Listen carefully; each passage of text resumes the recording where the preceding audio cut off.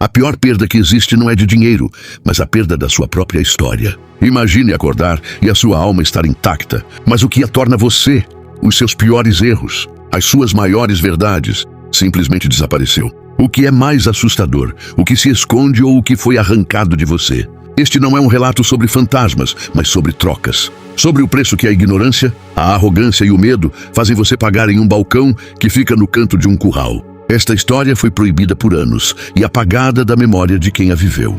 Mas no Alma do Terror, o silêncio sempre cobra. Prepare-se, porque vamos ligar uma aparição de 1990 com um pacto de 1995, revelando um monstro que trocava a doença pela sua identidade. Este é o caso de A Maldição do Sobradinho, 1990, que roubou a memória de Renata, 1995. O Sobradinho e a Perda do Controle, 1990. Em 1990, a rua era o palco da infância. Nosso líder era Tiago, um ano mais velho, e o mascote era Lucas.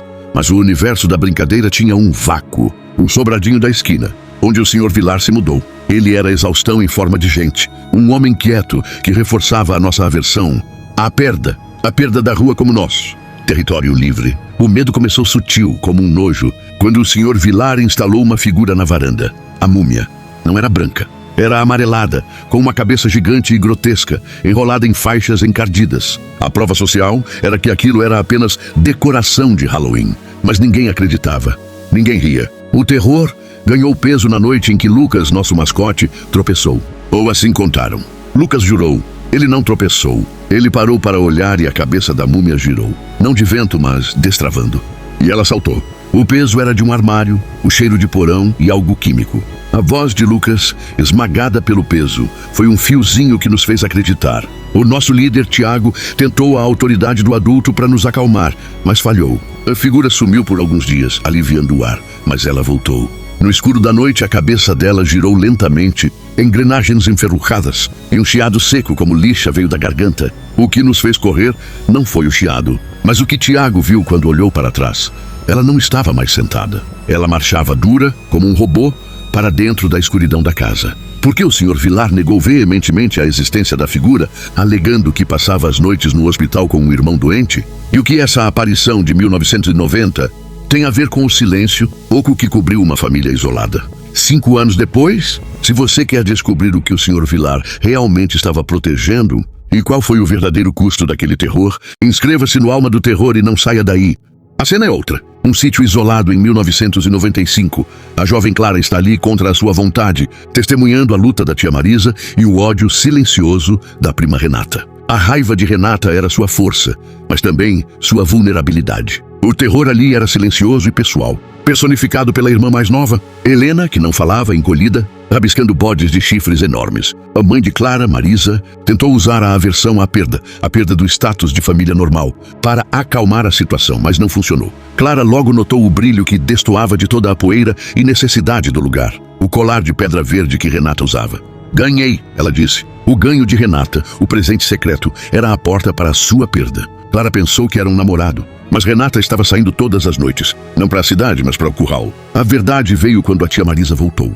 Inesperadamente da fábrica. O colchão de Renata vazio e os avós, drogados pelo chá adocicado, apagados na cama. Helena, a menina muda, apontou o dedo trêmulo para o curral. Marisa correu armada de um facão. O grito que se seguiu não era de raiva, mas de pavor puro. Desgraçado! Clara encontrou a tia de joelhos e Renata caída, desmaiada com o espírito já vazio. Eu vi, Clara. Eu vi, a tia sussurrava chorando, a voz rouca.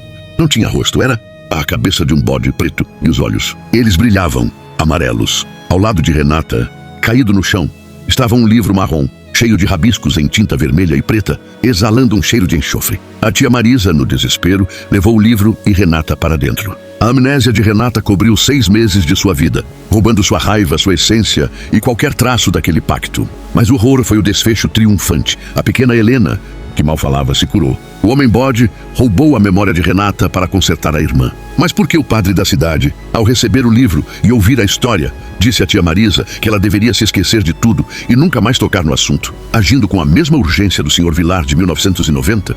O terror não respeita a modernidade. Em 2020, Patrícia tinha a prova social do celular. A arrogância da juventude que achava que tudo o que sabia estava na internet. Ela riu das lendas da Vila do Pai sobre as damas da serra, usando a sua voz para desafiar o desconhecido. Se uma bruxa aparecer, eu vou filmar. Vou desmascarar. Essa zombada foi o ato de escassez que a colocou no radar. Do que se esconde. O castigo veio no beco, a mancha de escuridão que levava ao morro. Patrícia se abaixou para amarrar o cadarço, um ato banal. E quando levantou, a figura estava lá, alta, em luto, com um véu que escondia olhos. O que Patrícia sentiu não foi medo de gritar, mas uma paralisia, uma drenagem. A coisa flutuava, sem pés, deslizando na direção delas, olhando nos ossos. O grito da mãe, chamando de volta para a realidade, quebrou o feitiço. Mas a Patrícia que voltou para casa estava sendo drenada. A perda era real. A comida não tinha gosto. A voz sumia. Uma mochila invisível de pedras pesava em seus ombros. A mãe, vendo a filha definhar, recorreu à última autoridade que restava, a tia-avó benzedeira. A senhora olhou Patrícia e não se surpreendeu. Você olhou demais e ela não gosta de ser olhada. O ritual não foi uma luta, foi uma limpeza. A opressão foi cortada. A benzedeira não expulsou. Ela escondeu Patrícia do que a viu. Ela alertou. O que te viu? Ainda sabe onde você está. O pavor é que o monstro de 1990, a múmia, era silencioso e mecânico. O de 1995, o homem-bode, era negociador e sombrio. E o de 2020, a Dama da Serra, era drenador e observador. Mas e se a múmia, a Dama da Serra e o homem-bode fossem apenas as três faces de uma única entidade? Epílogo, o custo da verdade. Em Conexão é um ciclo de terror. O Sr. Villar, em 1990, mentiu e fugiu de uma entidade que se manifestava em sua varanda. O medo dele, o desejo de escassez de conflito, levou à fuga. 5 anos depois, na mesma região, Renata, cheia de raiva e ressentimento, fez um pacto em busca de algum tipo de ganho ou poder e a entidade cobrou sua memória em troca da voz de Helena. Em 2020, a Patrícia tentou desmascarar o mal, zombando dele, e o preço foi sua vitalidade, forçando-a a ser escondida. O pavor final reside na admissão do Sr. Villar, anos depois, de que ele não pôs boneco nenhum na varanda. Ele também fugia de uma força que via e ouvia coisas dentro de sua casa. O padre que recebeu o livro de Renata agiu como a benzedeira que escondeu. Patrícia, o mal que você viu não é combatido, ele é evitado. E Maldição do Sobradinho de 1990, a aparição do homem-bode de 1995 e a drenagem de 2020 são a prova de que o terror nesta região não é um fantasma, é um colecionador. Uma entidade que exige algo valioso em troca do que você quer ou exige um castigo por ter sido notada. Ela levou a memória, a vitalidade e a paz. E a sua presença se esconde no silêncio oco que todos tentam manter. Você sentiu o arrepio. A verdade não é para ser dita. Se você aceita o preço da curiosidade, faça parte da alma do terror. Inscreva-se no canal para quebrar o silêncio conosco. Eu te vejo no próximo relato.